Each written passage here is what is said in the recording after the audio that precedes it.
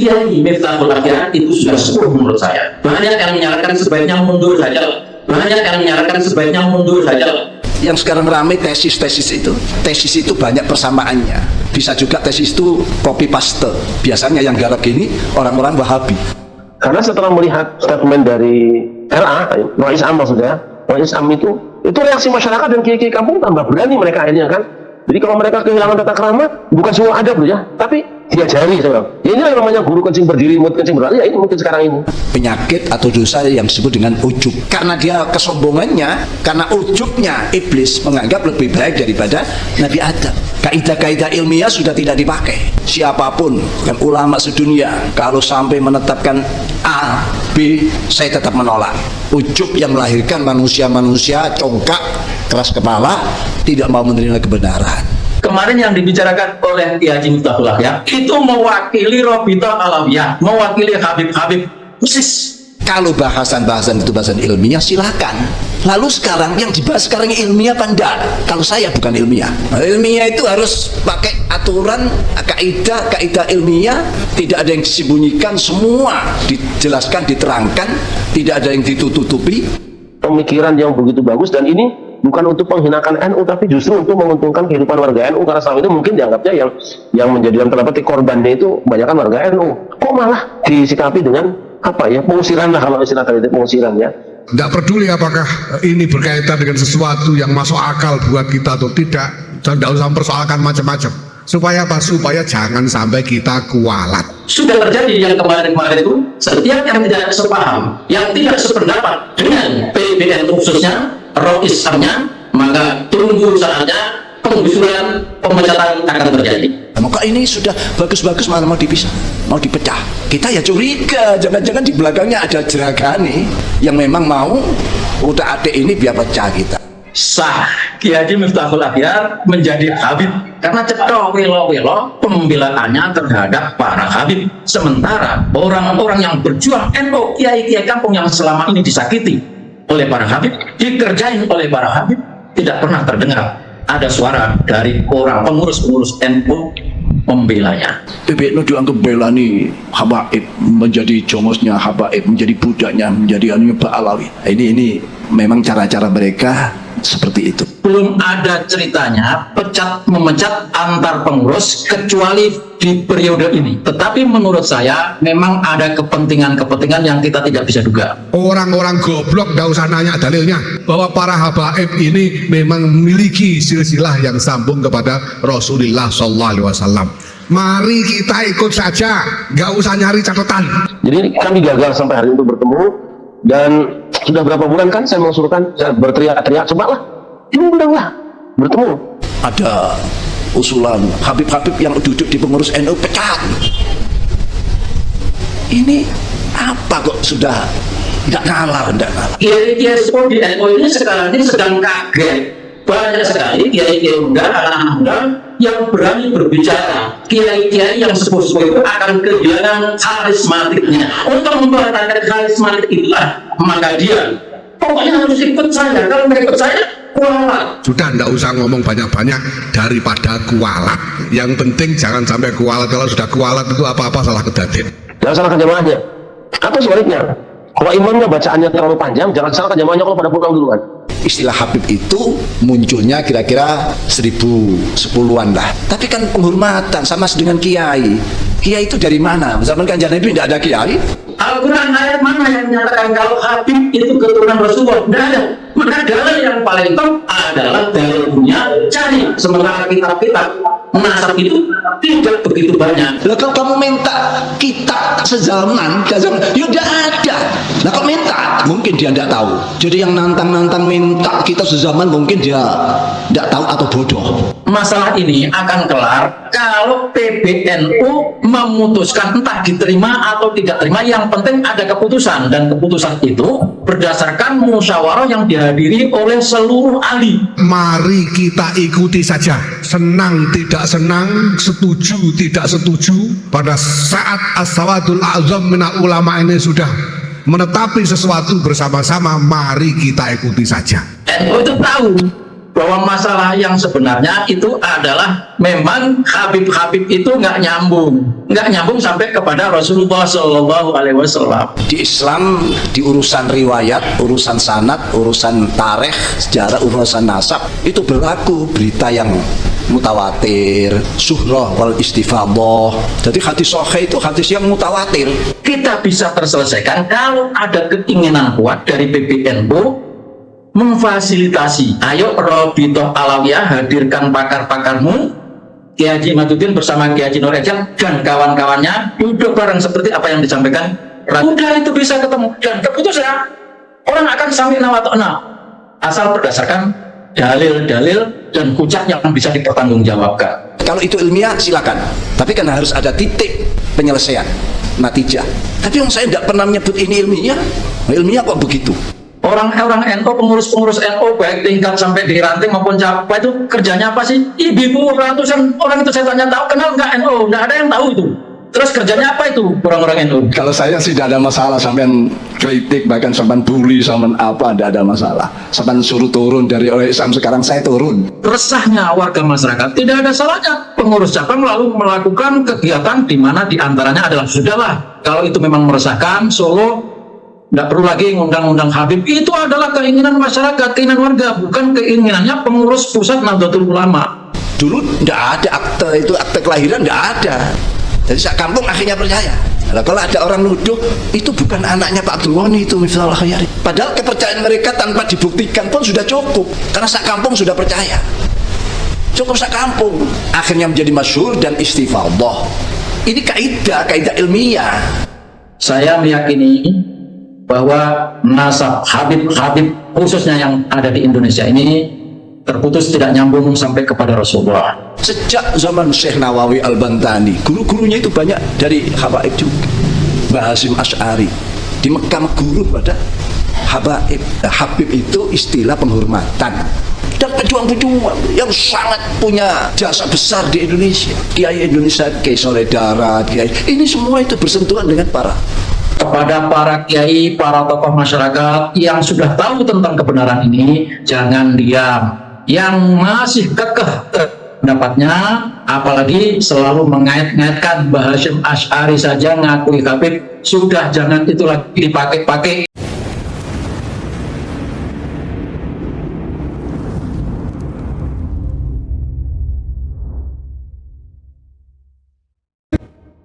Berita bohong itu akan membuat orang lain yang diberitakan itu jelek namanya atau jatuh namanya. Itu kan arti fitnah di dalam kamus bahasa Indonesia.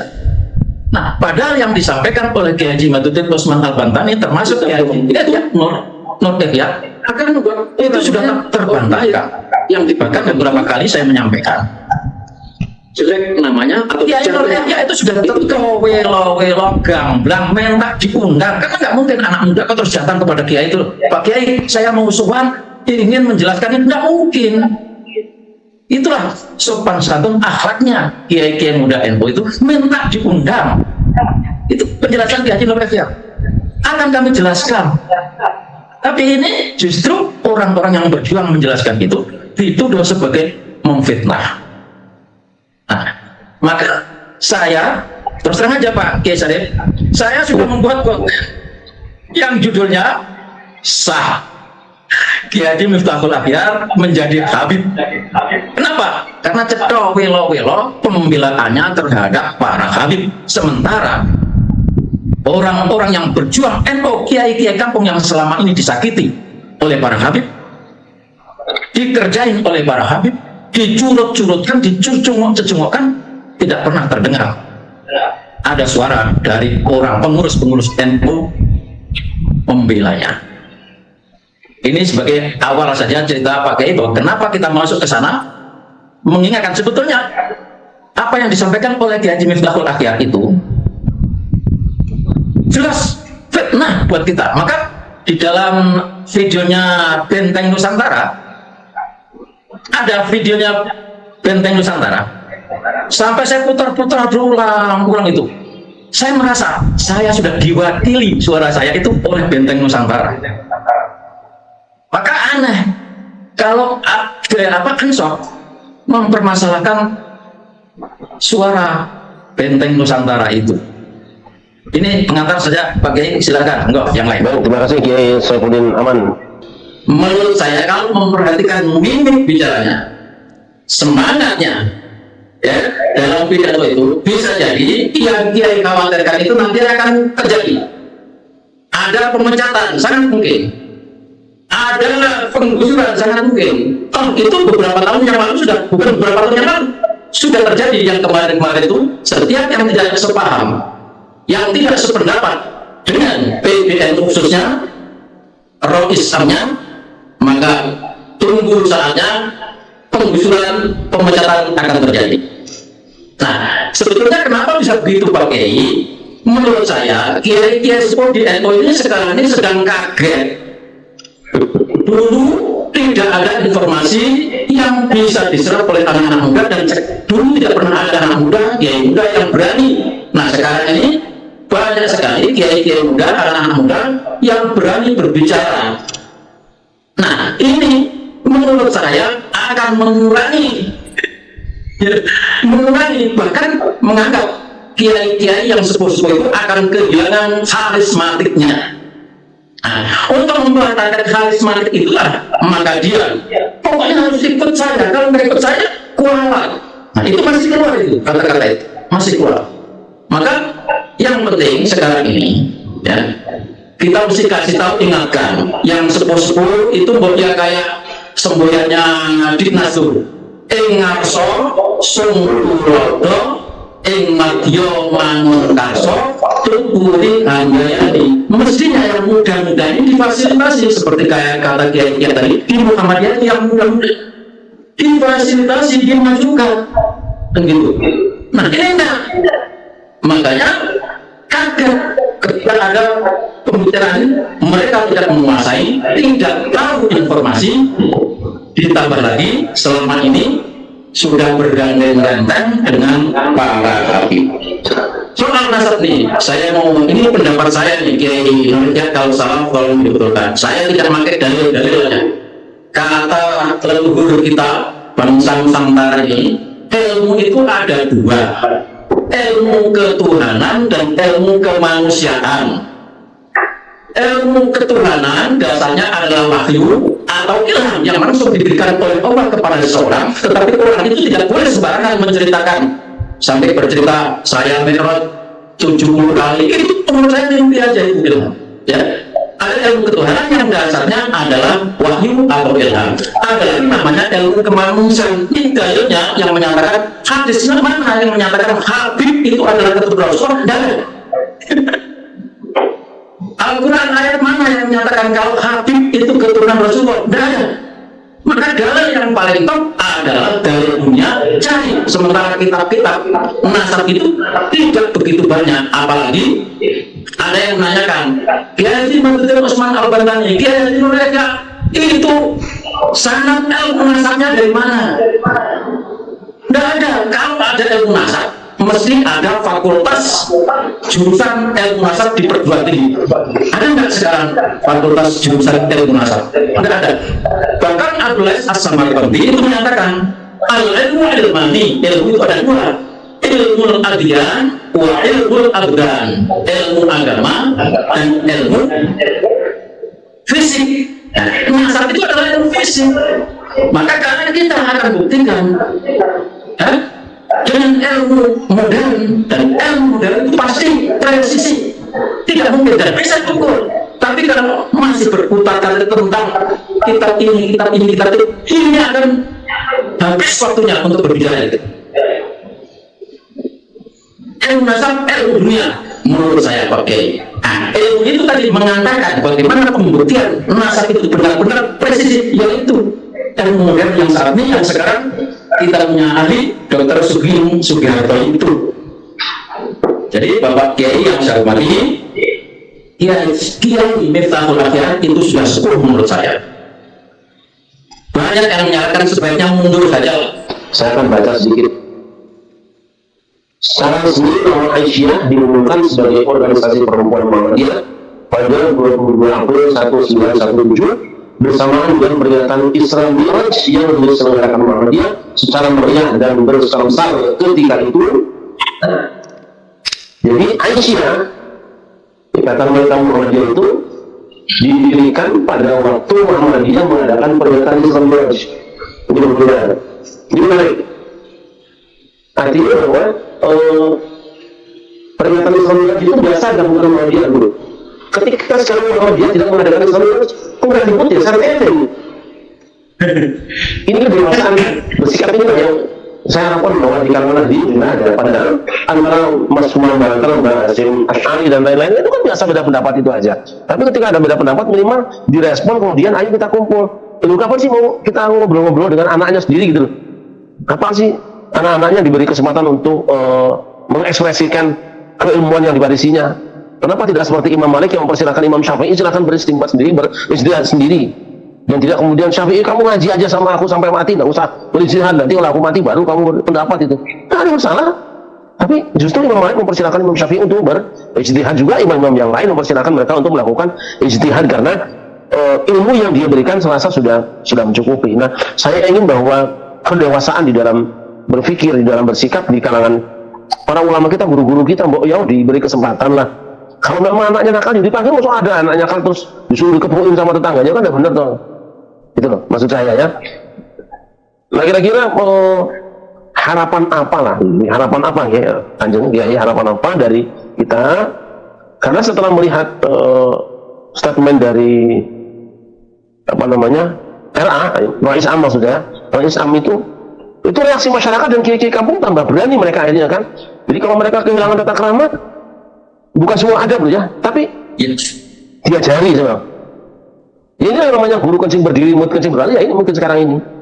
Orang yang ketika melihat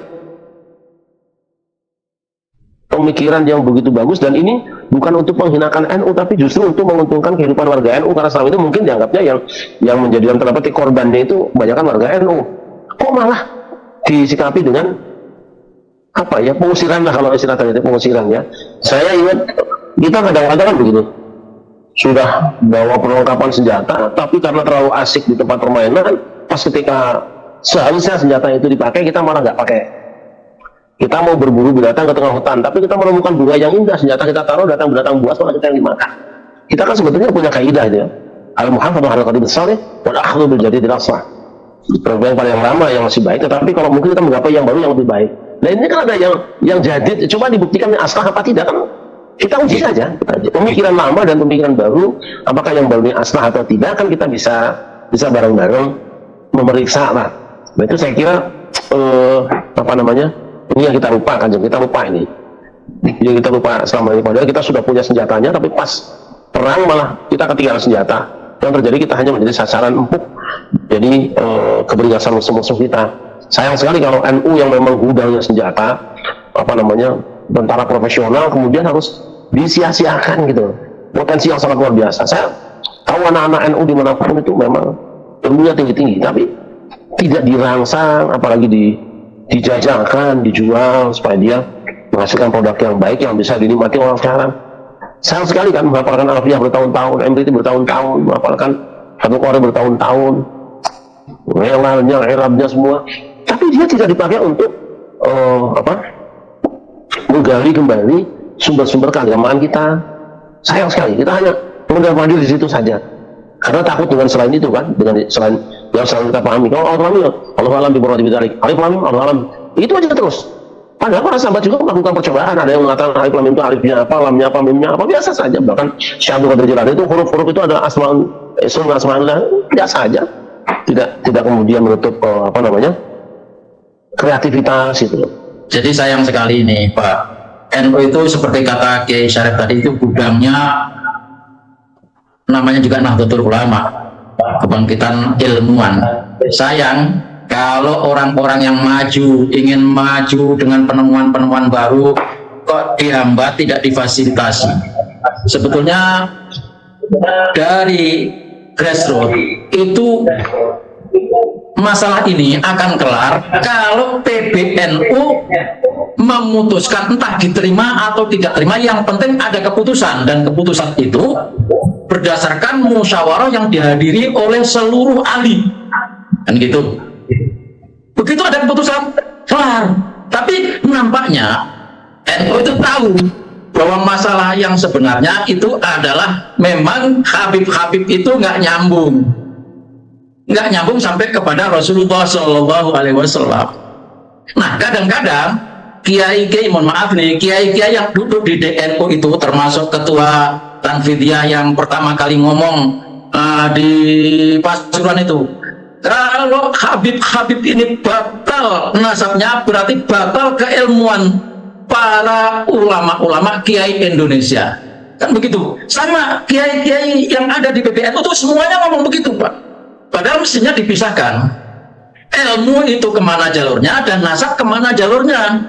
Bisa saja, kan gitu. Saya nasabnya, bapak saya anaknya apa, bajingan atau PKI. Atau saya berguru kepada seorang kiai yang dulu bapaknya adalah bajingan. Apakah batal sanad saya, keilmuan saya yang berguru kepada anaknya seorang bajingan? Kan enggak. Nah, ini kadang-kadang untuk memframing itu, menyudutkan Kiai Haji Madudin, menyudutkan Kiai Haji Nur Hidayat, itu juga diangkat terus. Kan nggak benar nih. Nah, itu kalau menurut saya, antara premis dan kesimpulannya salah. Mukodimahnya dengan kesimpulan beda. Premis satu itu begini bunyinya, premis dua itu bunyinya begini, kok kesimpulannya kemana-mana. Nah, itu. Jadi mohon maaf, ini kita bisa terselesaikan kalau ada keinginan kuat dari PBNU memfasilitasi. Ayo Robitoh Alawiyah, hadirkan pakar-pakarmu, Kiai Haji Madudin bersama Kiai Haji Nur Hidayat dan kawan-kawannya, duduk bareng seperti apa yang disampaikan Raden Kiai Syarif Rahmat tadi.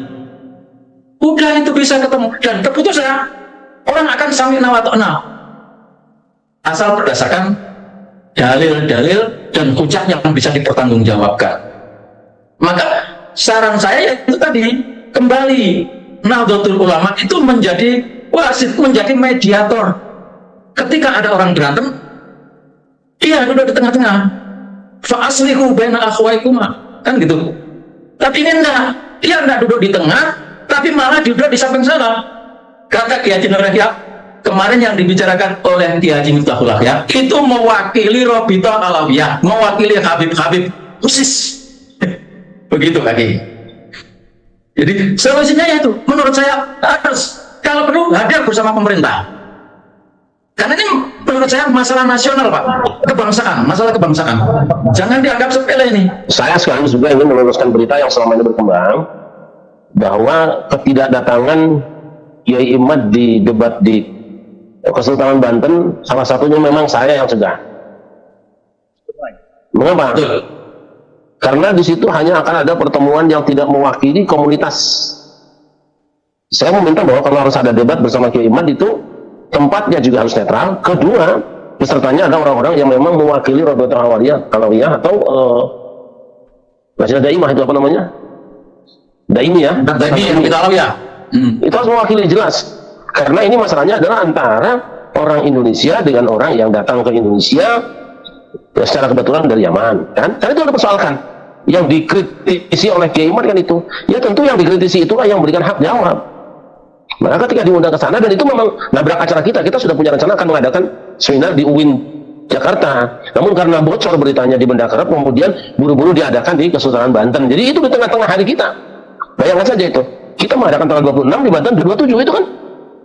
Lalu saya kalau bahasa Jawa rancu itu, sebenarnya tidak usah selesaikan di sini aja. Dan kebiasaan pada suka itu ada kalau kita mengadakan bedah masalah itu pasti dengan yang representatif lah, di tempatnya di kampus. Kalau kampus itu tempat ilmu, kemudian kita undang para pakarnya dan dulu bersama, tidak ada kebencian di sana. Robitoh Alawiyah kita undang, ada video penyerahan undangannya juga, fotonya juga ada. Karena ada orang yang mengatakan bahwa itu tidak diundang Robitoh Alawiyah, diundang, ada fotonya. Nah, maksud saya adalah agar supaya kalau kita ada diskusi itu ilmiah di tempat ilmu dan bertemu dengan para pakarnya di situ. Nah, jadi mohon maaf, Kiai Imad tidak akan, memang saya tidak setuju. Jadi saya bilang tidak usah berangkat. Karena nanti panjenengan akan berantem dengan teman sendiri, dengan saudara sendiri. Kiai Qurtubi kan orang Banten, Kiai Imad orang Banten. Nah ini persoalannya kan bukan antara Kiai Qurtubi dan Kiai Imad, antara Kiai Imad dengan tesisnya dengan teman-teman dari Nahdlatul Alawiyah, itu aja selesaikan. Nah menurut saya sudah kadang-kadang punya sedikit pikiran, ada pengaruh apa sih ya? Saya dengan Ketua Umum MUI hari ini, Kiai Anwar Iskandar itu akrab saya. Dengan Ketua Suriah, Rais Am Suriah, saya biasa ngopi di kantor beliau ketika di MUI dengan Kiai Ahyar. Tapi kenapa tiba-tiba belakangan ini ketika saya minta bertemu silaturahmi sowan, kok seperti ada jarak ya? Seperti ada jarak gitu. Ini setelah rame-rame ini. Kami biasa lah kalau beliau kontak karena beliau orang-orang baik, orang-orang soleh, jadi tidak ada kesulitan komunikasi. Saya datang ke MUI pusat misalnya ngopi bareng di situ, beliau sangat welcome.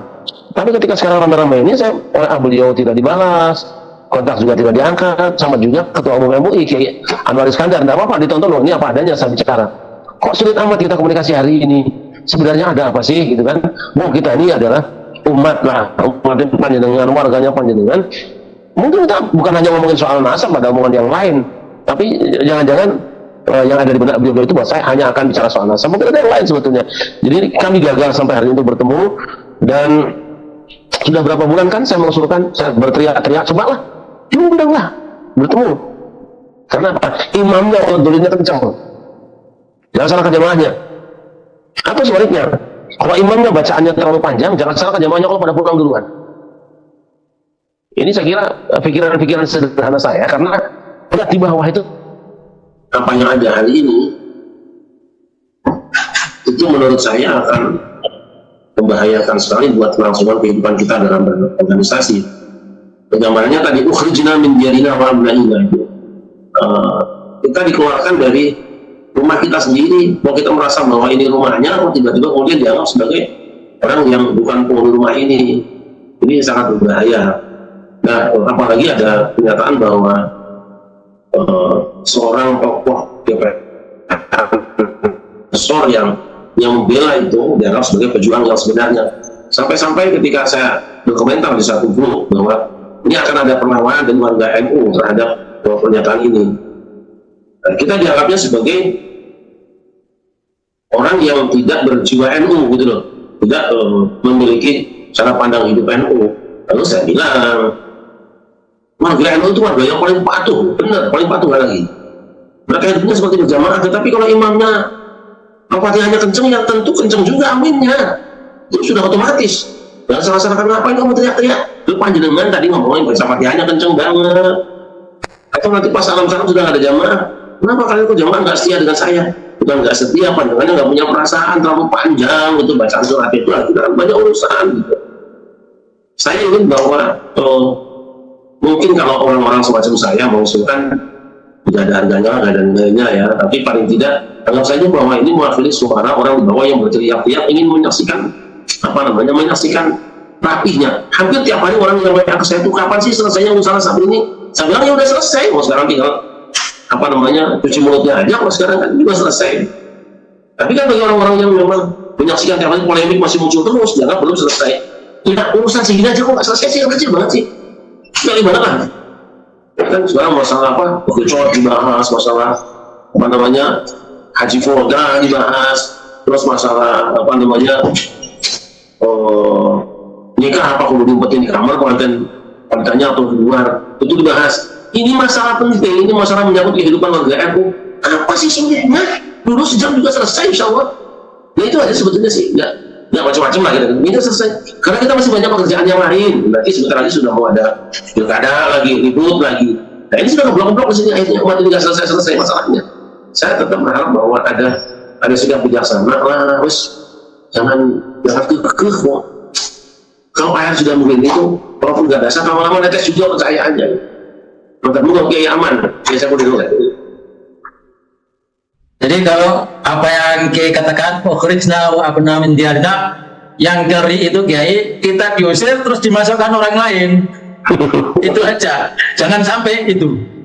Jadi NU itu milik kita, ya mari kita rawat bersama, kita jaga bersama.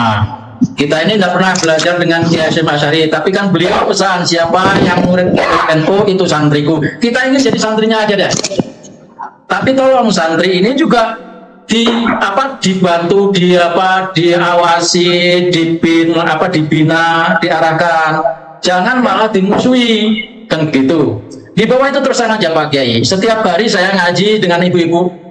Saya kadang-kadang bertanya, orang-orang NU, pengurus-pengurus NU baik tingkat sampai di ranting maupun cabang itu kerjanya apa sih? Ibu-ibu ratusan orang itu saya tanya, tahu kenal nggak NU? Nggak ada yang tahu itu. Terus kerjanya apa itu orang-orang NU?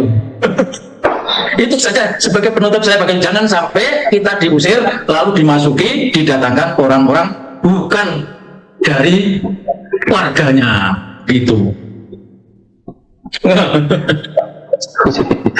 Iya, ya banyak kan sudah ada persiapan apa namanya?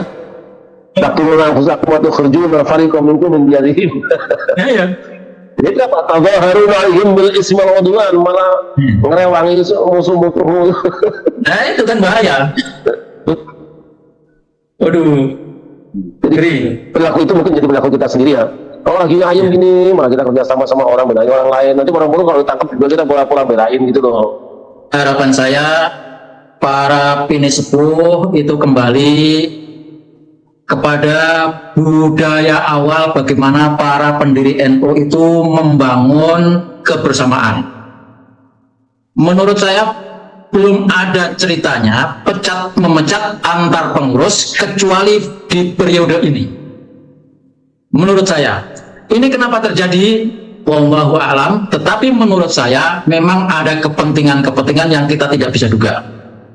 Sungguh pun demikian, kita berharap jangan ada lagi pecat-pecatan, panggil itu anaknya, diklarifikasi, tabayun. Bukankah NU itu sumber atau pusat tradisinya adalah tabayun? Kan gitu. Dimintai keterangan, penjelasan, dan penjelasan itu harus didengar. Jangan apa maunya ketua atau pucuk pimpinan, nggak bisa. Namanya berorganisasi. Organisasi itu adalah kerjasama bagi tugas masing-masing. Tidak boleh ada intervensi. Nah, ketika yang di bawah merasakan betapa resahnya warga masyarakat, tidak ada salahnya pengurus cabang lalu melakukan kegiatan di mana diantaranya adalah sudahlah, kalau itu memang meresahkan Solo, tidak perlu lagi ngundang-undang Habib. Itu adalah keinginan masyarakat, keinginan warga, bukan keinginannya pengurus pusat Nahdlatul Ulama. Maka kalau mau NU besar, jangan lakukan kekerasan. Ini kekerasan menurut saya. Otoritas yang digunakan, nggak boleh itu. Nah, jadi rangkul kembali, nasihati. Nah, untuk masalah yang nasab ini, insya Allah kelar kalau NU mau bareng-bareng rembugan. Kan kalau di NU itu kan tradisinya kan ngopi bareng, uduk, selesai masalah, kan begitu. Tapi kalau dari atas terus kenceng kayak gitu, malah memfitnah-fitnah, ini ibarat kita pemain silat, ya Pak. Lagi pertama hindar, fitnah, tujuan utama fitnah, kita menghindar, nggak usah lah, kita balasnya pelan-pelan aja. Kok di kedua kalinya mulai tangkis, ketiga kali kan masih ya udah digebuk aja.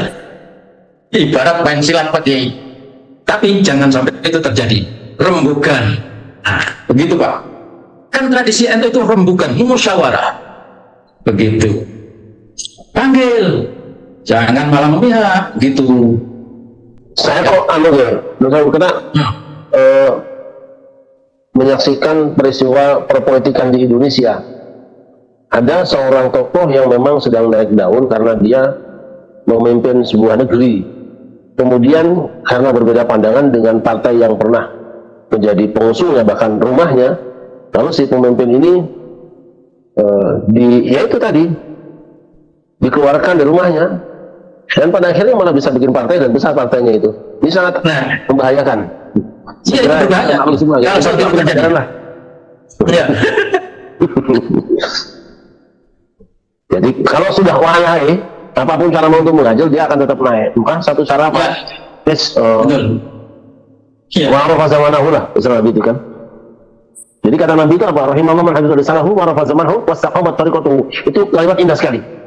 Allah akan mengasihi orang yang mampu mengendalikan lisannya.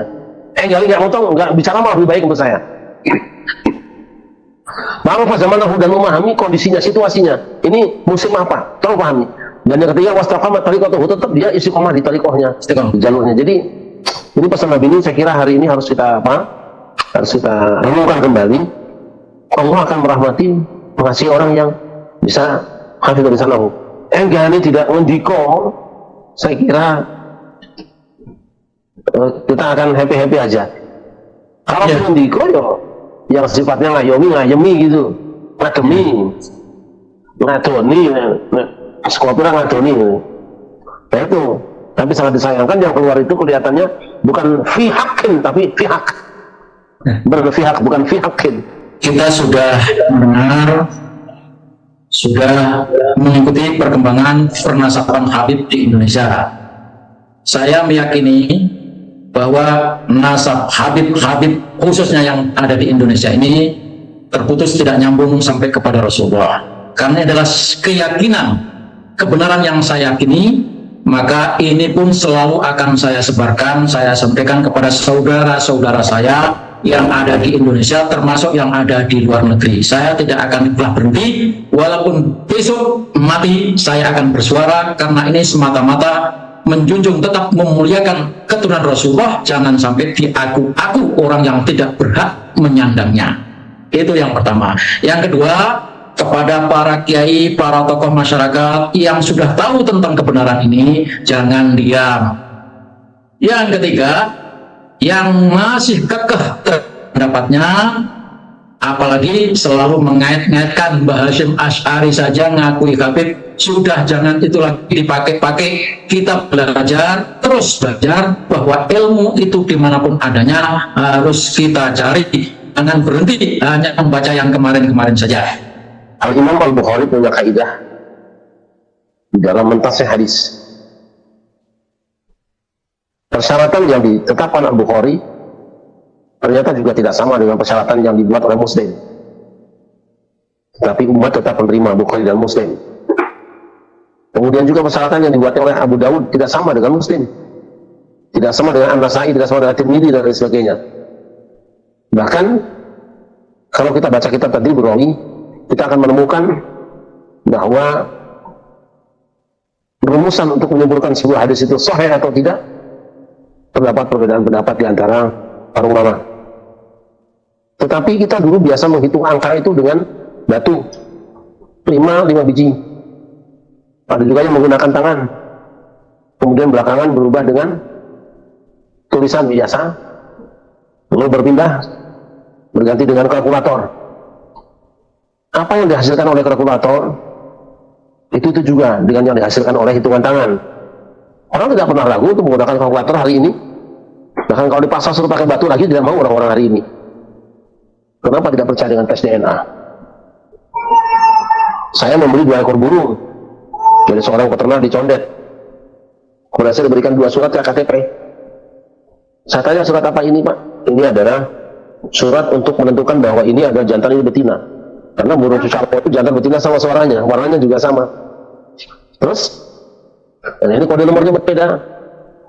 Ini jantan, ini betina, tapi lain induk. Karena ada kodenya. Nah kalau yang ini, kartu ini, jantan dan betina satu indukan. Ini namanya apa? Ini adalah kartu hasil tes DNA. Burung saja mau tes DNA, maksudnya kita nggak mau. Hamba dimuliakan para pemirsa dimanapun Anda berada, sekira saya ingin sangat berterima kasih kepada Kanjeng Raden Temenggung Nur Ihya Salafi. Mudah-mudahan beliau senantiasa sehat walafiat bersama keluarga dan terus menerus dijaga oleh Allah Subhanahu wa taala, tidak ragu-ragu menyampaikan kebenaran. Juga kepada Kiai Saiful Aman yang sampai hari ini masih terus menyuarakan juga kebenaran yang diyakininya, dan kita akan terus berdiskusi, kita tukar pengetahuan, kita tidak sering menyerang, tapi kita akan menyampaikan kebenaran, dan kebenaran itu harus diuji.